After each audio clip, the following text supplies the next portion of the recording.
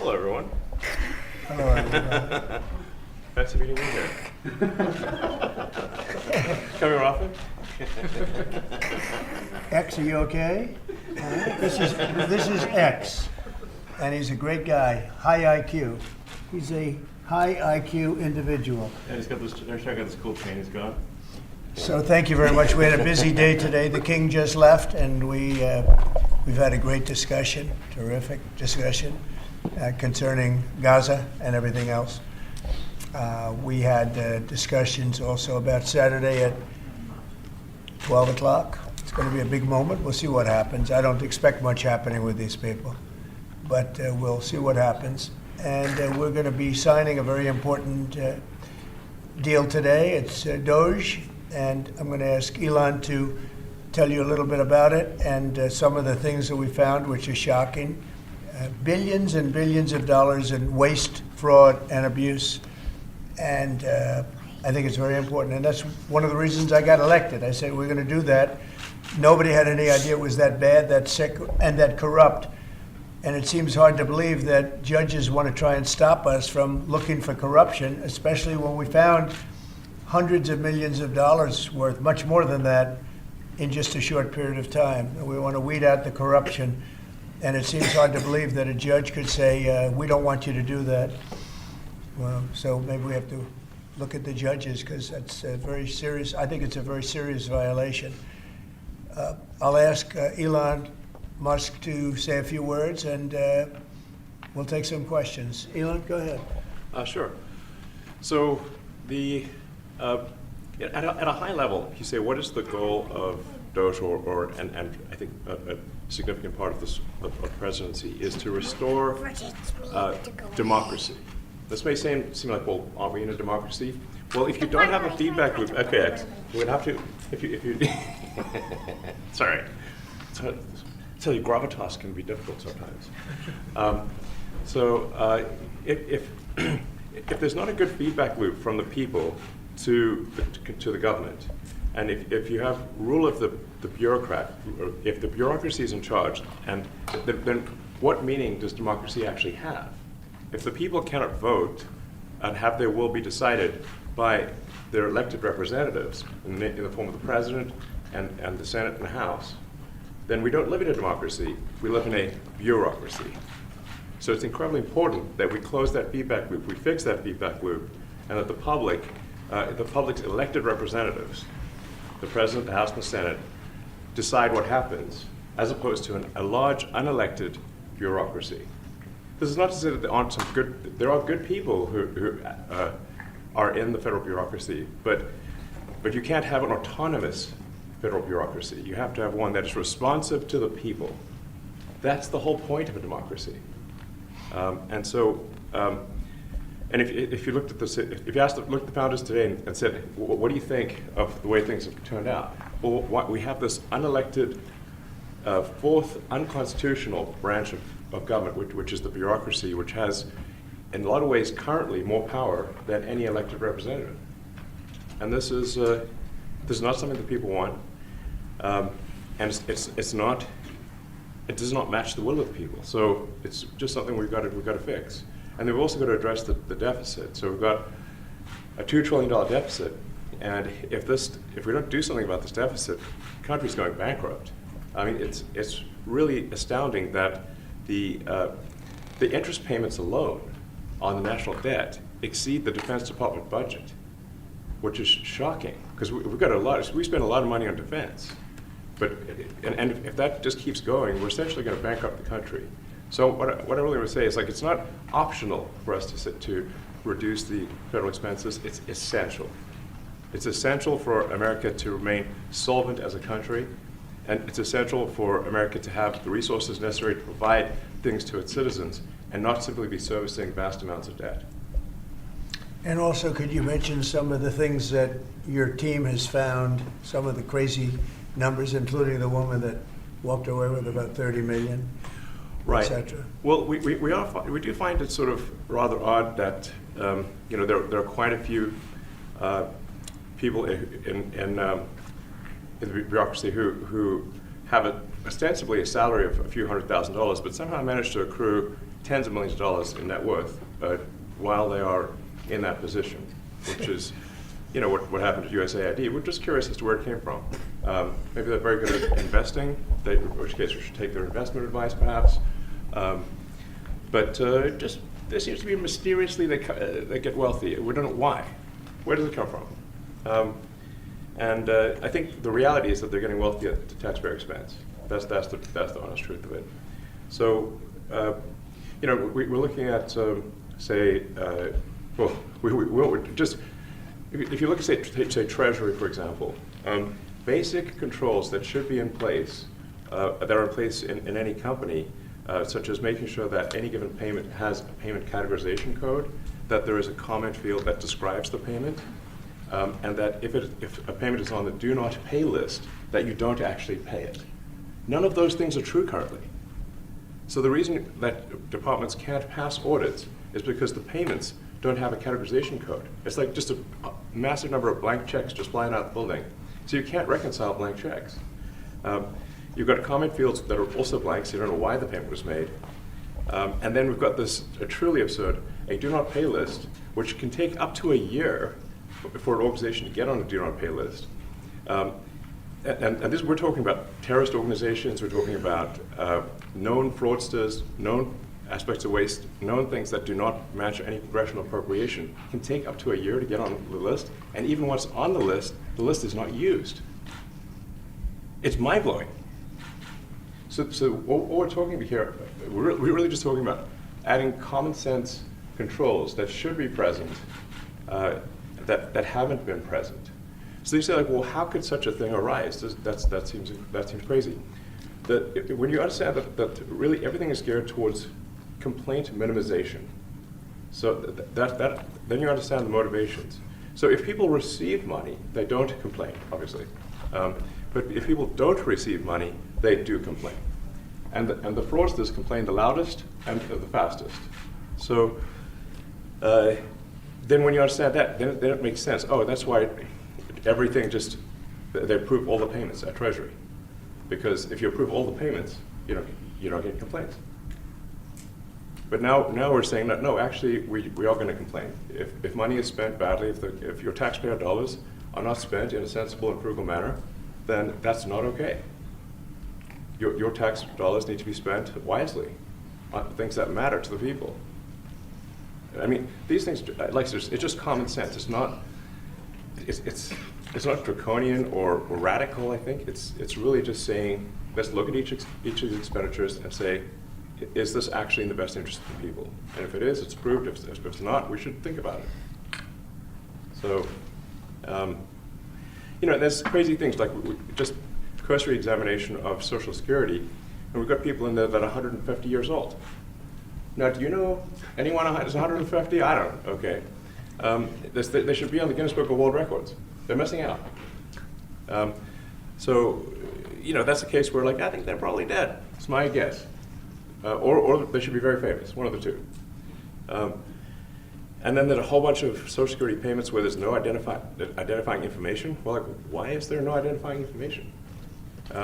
Obviously, we want to make sure that people who deserve to receive Social Security do receive it, and that they receive it quickly and accurately. Also, another crazy thing. So, one of the things is we are trying to sort of right-size the federal bureaucracy, just make sure that this. Obviously, there need to be a lot of people working for the federal government, but not as many as currently. So we're saying, if people can retire, with full benefits and everything, that would be good. They can retire, get their retirement payments, everything. And then we were told, this is actually, I think, a great anecdote, because we're told the most number of people that could retire possibly in a month is 10,000. We're like, well, why is that? Well, because all the retirement paperwork is manual on paper. It's manually calculated, then written down on a piece of paper. Then it goes down a mine. And what do you mean a mine? There's a limestone mine where we store all the retirement paperwork. And you look at a picture of this mine. We'll post some pictures afterwards.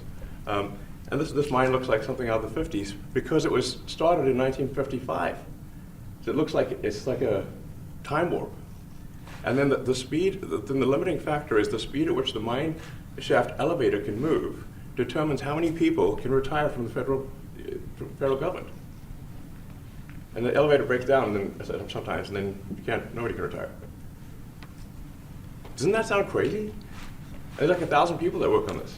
So I think if we can take those people and say, like, you know what, instead of working in a mine shaft and carrying manila envelopes to, boxes in a mine shaft, you could do practically anything else, and you would add to the goods and services of the United States in a more useful way. So anyway, so I think that's an example. Like at a high level, if you say, like, how do we increase prosperity? Is we get people to shift from roles that are low to negative productivity to high productivity roles. And so you increase the total output of goods and services, which means that there's a higher standard of living available for everyone. That's the actual goal. Everyone's very quiet. Your detractors, Mr. Musk. I have to what? Including a lot of Democrats. I have detractors? You do, sir. I don't believe it. Say that you're orchestrating a hostile takeover of government and doing it in a non-transparent way. What's your response to that criticism? Well, first of all, you couldn't ask for a stronger mandate from the public. The public voted. We have a majority of the public voting for President Trump. Won the House, won the Senate. The people voted for major government reform. There should be no doubt about that. That was on the campaign. The president spoke about that at every rally. The people voted for major government reform, and that's what the people are going to get. They're going to get what they voted for. And a lot of times, people that don't get what they voted for, but in this presidency, they are going to get what they voted for. And that's what democracy is all about. Mr. Musk, the White House says that you will identify and excuse yourself from any conflicts of interest that you may have. Does that mean that you are in effect policing yourself? What are the checks and balances that are in place to ensure that there is accountability and transparency? Well, we actually are trying to be as transparent as possible. In fact, we post our actions to the Doge handle on X and to the Doge website. So all of our actions are maximally transparent. In fact, I don't think there's been, I don't know of a case where an organization has been more transparent than the Doge organization. So the kind of things we're doing are, I think, very, very simple and basic. They're not, what I mentioned, for example, about Treasury, just making sure that payments that go out, taxpayer money that goes out, is categorized correctly, that the payment is explained, that organizations on the do not pay list, which takes a lot to get there, that actually are not paid, which currently they are paid. These are not individual judgment decisions. These are about simply having sensible checks and balances in the system itself to ensure that taxpayer money is spent well. So it's got nothing to do with, like, say, a contract with some company of mine at all. But if there is a conflict of interest when it comes to you yourself, for instance, you've received billions of dollars in federal contracts when it comes to the Pentagon, for instance, which the president, I know, has directed you to look into. Yeah. Are you policing yourself in that? Is there any sort of accountability check and balance in place that would provide any transparency for the American people? Well, all of our actions are fully public. So if you see anything, you say, like, wait a second, hey, that seems like maybe that's, that there's a conflict there. It's not like people are going to be shy about saying that. They'll say it immediately. Including you yourself? Yes. But transparency is what builds trust, not simply somebody asserting trust. So not somebody saying they're trustworthy, but transparency, so you can see everything that's going on. And then you can see, am I doing something that benefits one of my companies or not? It's totally obvious. And if we thought that, we would not let him do that segment or look in that area if we thought there was a lack of transparency or a conflict of interest. And we watch that also. He's a big businessman. He's a successful guy. That's why we want him doing this. We don't want an unsuccessful guy doing this. Now, one thing also that Elon hasn't really mentioned are the groups of people that are getting some of these payments. They're ridiculous. And we're talking about billions of dollars that we've already found. We found fraud and abuse. I would say those two words as opposed to the third word that I usually use, but in this case, fraud and abuse.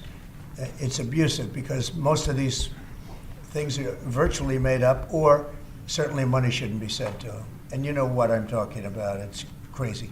So, but we're talking about tens of billions of dollars that we've already found.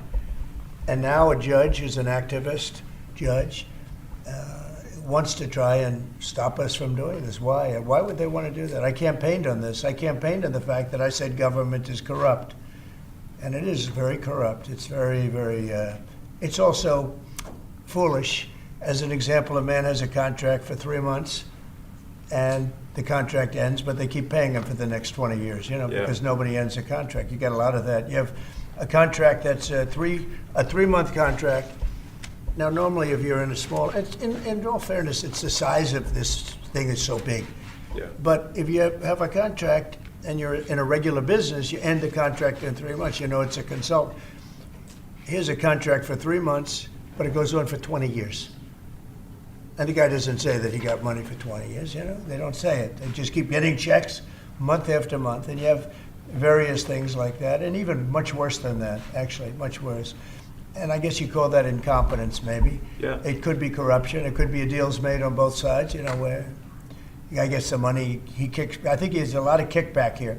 I see a lot of kickback here. There's a lot of kickbacks. A tremendous kickback, because nobody could be so stupid to give out some of these contracts. Yes. So he has to get a kickback. So that's what I got elected for, that and borders and military and a lot of things, but this is a big part of it. And I hope that the court system is going to allow us to do what we have to do. We got elected to among other things, find all of this fraud, abuse, all of this horrible stuff going on. And we've already found billions of dollars, not like a little bit, billions, many billions of dollars.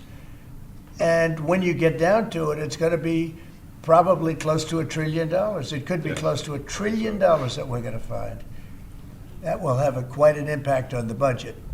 Yes. And you'll go to a judge where they handpick a judge, and he has certain leanings. I'm not knocking anybody for that, but he has certain leanings. And he wants us to stop looking. How do you stop looking? I mean, we've already found it.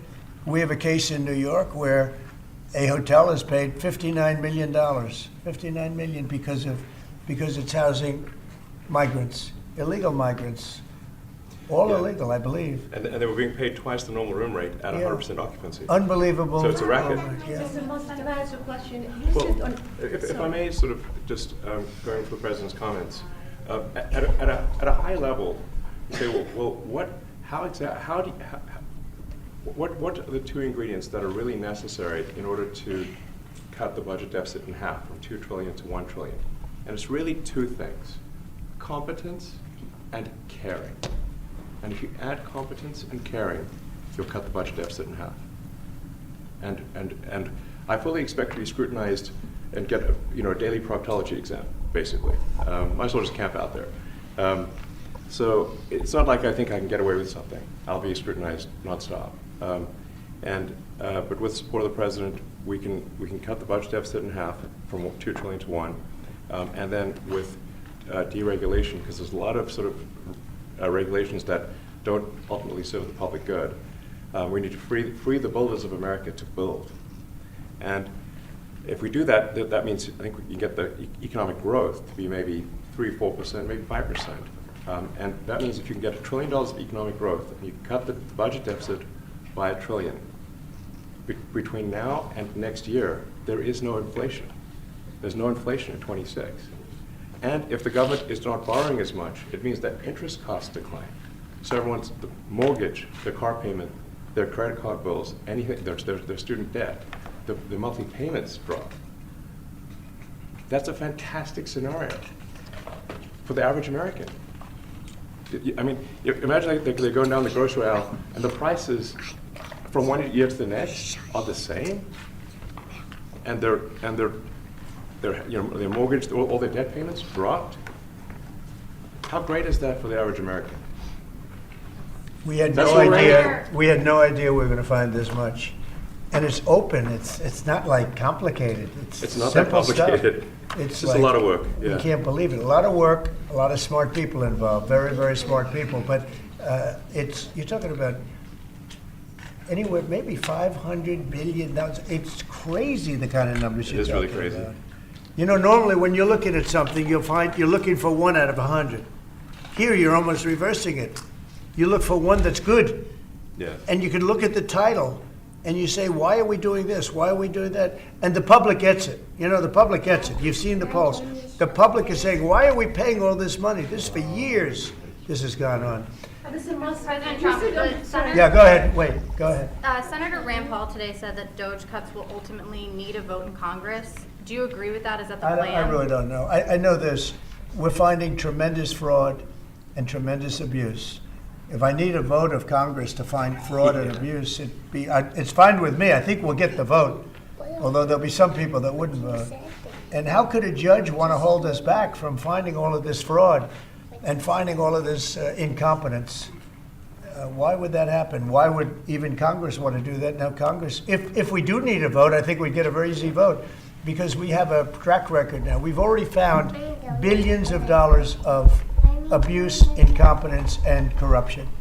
A lot of corruption. If a judge does block one of your policies, part of your agenda, will you abide by that ruling? Will you comply Well, I with that always order? abide by the courts, and then I'll have to appeal it. But then what he's done is he slowed down the momentum. And it gives crooked people more time to cover up the books. You know, if a person's crooked and they get caught, other people see that, and all of a sudden it becomes harder later on. So, yeah, the answer is I always abide by the courts, always abide by them, and will appeal. But appeals take a long time, and I would hope that a judge, if you go into a judge and you show him, here's a corrupt situation, we have a check to be sent, but we found it to be corrupt. Do you want us to send this corrupt check to a person, or do you want us not to give it and give it back to the taxpayer? I would hope a judge would say, don't send it, give it back to the taxpayer. Yeah, if I can add to that, what we're finding is that a bunch of the fraud is not even going to Americans. So I think we can all agree that if there's going to be fraud, it should at least go to Americans. But a bunch of the fraud rings that are operating in the United States and taking advantage of the federal government, especially in the entitlements programs, are actually foreign fraud rings. They're operating in other countries and actually exporting money to other countries. We should stop that. Mr. Musk, And this is big numbers. Talking about $100 to $200 billion a year. Sure. Serious money. Mr. Musk, you said on X Yeah. that an example of the fraud that you have cited was $50 million of condoms was sent to Gaza. But after fact check this, apparently Gaza in Mozambique, and the program was to protect them against HIV. So can you correct the statements? It wasn't sent to Hamas actually. It was sent to Mozambique, which makes sense why condoms was sent there. Yeah. And how can we make sure that all the statements that you said were correct, so we can trust what you say? Well, first of all, some of the things that I say will be incorrect and should be corrected. So nobody's going to bat 1,000. I mean, we will make mistakes, but we'll act quickly to correct any mistakes. I'm not sure we should be sending $50 million worth of condoms to anywhere, frankly. I'm not sure that's something Americans would be really excited about. And that is really an enormous number of condoms, if you think about it. If it went to Mozambique instead of Gaza, I'm like, okay, that's not as bad, but still, why are we doing that? Mr. Musk, can you talk a little bit about how closely you're working with agency heads as you're directing these cuts? Do they have how much input do agency heads have when you're making these decisions? Yeah, we work closely with the agency heads, there are sort of checks in place. So it's not just us just going in and doing things willy-nilly. It's in partnership with the agency heads, and I check frequently with the president to make sure that this is what the president wants to have happen. So we talk almost every day, and I double check things to make sure, is this something, Mr. President, you want us to do this? Then we'll do it. USAID has been one of your main targets. Are you concerned at all that some of the cuts or that shutting that agency altogether may lead to diseases or other bigger problems starting in other countries that then come to the United States? Yeah, so that's an interesting example. So that's something where we work closely with the State Department and Secretary Rubio. And we have, for example, turned on funding for Ebola prevention and for HIV prevention. You left that, you said? Yes, correct. And we are moving fast, so we will make mistakes, but we'll also fix the mistakes very quickly. Do you see it as a worthy cause, USAID? I think that there's some worthy things, but overall, if you say what is the bang for the buck, I would say it was not very good. And there was far too much of what USAID was doing was influencing elections in ways that I think were dubious and do not stand the light of day. I mean, just as a follow-up to the Pentagon contracts, if you have received billions of dollars in contracts from the Pentagon, and the president's directing you to look into the Department of Defense, is that a conflict of interest? Are going to do at the president's request. Does that present a conflict of interest for you? No, because you'd have to look at the individual contract and say, first of all, I'm not the one, filing the contract. It's people at SpaceX or something who will be fighting for the contract. And I'd like to say, if you see any contract where where it was awarded to SpaceX and it wasn't by far the best value for money for the taxpayer, let me know, because every one of them was. The president said the other day that you might look at treasuries. Could you explain that a little bit? What kind of fraud, and that question goes to both of you, what kind of fraud are you expecting to see or do you see right now in U.S. treasuries? Yeah, I think you mean the Treasury Department as opposed to Treasury bills, or. You also referenced treasuries on Air Force Yeah, One the other night. go ahead. Well, as I mentioned earlier, really the first order of business is to make sure we're actually collecting. Sorry for this. I thought my son might enjoy this, but he's sticking his fingers in my ears and stuff. So it's a bit hard to hear sometimes. Hey, stop that. The stuff we're doing with Treasury Department is so basic that you can't believe it doesn't exist already. So for example, like I mentioned, just making sure that when a payment goes out, it has to have a payment categorization code. It's like, what type of payment is this? You can't just leave the field blank. Currently, many payments, the field is left blank. And you have to describe what's the payment for, some basic rationalization. That also is left blank. So this is why the Pentagon, when's the last time the Pentagon passed an audit? I mean, a decade ago, maybe? I don't know, ever? Really? And we want to just, in order to actually pass audits, you have to have financial information that allows you to trace the payments. And once in a while, the Treasury has to pause payments if it thinks the payment is going to a fraudulent organization.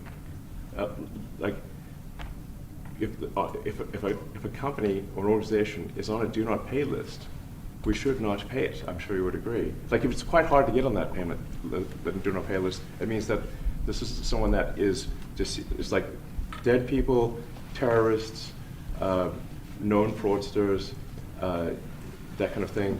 We should not pay them. But currently we do, which is crazy. We should stop that. Many transactions. And by the way, hundreds, thousands of transactions like that. We have a big team. And for the sake of the country, I hope that the person that's in charge and the other people that report to me that are in charge are allowed to do the right thing, namely make sure everything's honest, legitimate, and competent. But we're looking at just, when you look at USAID, that's one. We're going to look at the military, we're going to look at education. They're much bigger areas. But the USAID is really corrupt. I'll tell you, it's corrupt. It's incompetent, and it's really corrupt. And I can't imagine a judge saying, well, it may be corrupt, but you don't have the right. You got elected to look over the country and to, as we say, make America great again, but you don't have the right to go and look and see whether or not things are right that they're paying or that things are honest that they're paying. And nobody can even believe this. Other people, law professors, they've been saying, how can you take that person's right away? You're supposed to be running the country, but we're not allowed to look at who they're paying it to and what they're paying. We have massive amounts of fraud that we caught. I think we probably caught way over a lot of billions of dollars already in, 2 weeks? Yes. And it's going to go to numbers that you're not going to believe. And much, as I said, much is incompetence and much is dishonesty. We have to catch it. And the only way we're going to catch it is to look for it. And if a judge is going to say you're not allowed to look for it, that's pretty sad for our country. I don't understand how it could even work. On the buyout program, can you personally guarantee that Which one? the buyout program, the operative federal workers, Can you personally guarantee that the workers who opt in to resign now will be paid through Well, September? they'll get their money, but they're getting a good deal. They're getting a big buyout. And what we're trying to do is reduce government. We have too many people. We have office space. It's occupied by 4%. Nobody's showing up to work because they were told not to. And then Biden gave them a 5-year pass, some of them, 48,000 of them, gave them a 5-year pass, that for 5 years you don't have to show up to work. And let me tell you, this is largely, much of this stuff is because of Biden. It's his fault. He allowed this country, what he did on our border. What he did on our border is almost not as bad as what he did with all of these contracts that have come out. It's a very sad day when we look at it. I can't even believe it. But many contracts just extend, and they just keep extending, and there was nobody there to correct it. And that cannot be, I can't imagine that could be held up by the court. Any court that would say that the president or his representatives, like Secretary of the Treasury, Secretary of State, whatever, doesn't have the right to go over their books and make sure everything's honest. I mean, how can you have a country? You can't have anything that way. You can't have a business that way. You can't have a country that way. Hey, thank you very much, everybody. Thank you. All right, guys. Guys, let's go. Come on, guys. He's coming back tonight. Guys, come on. Mark Fogel will be at the White House tonight at about 10 o'clock. If you want to come over, you can say hello to him. Did the U.S. give anything in return? Not much. No, they were very nice. We were treated very nicely by Russia, actually. I hope that's the beginning of a relationship where we can end that war and millions of people can stop being killed. They've lost millions of people. They lost, in terms of soldiers, probably 1.5 million soldiers in a short period of time. We got to stop that war. And I'm interested primarily from the standpoint of death. We're losing all those soldiers. And they're not American soldiers, they're Ukrainian and Russian soldiers. But you're probably talking about 1.5 million. I think we got to bring that one to an end. Okay? Thank you. All right, Thank you. guys.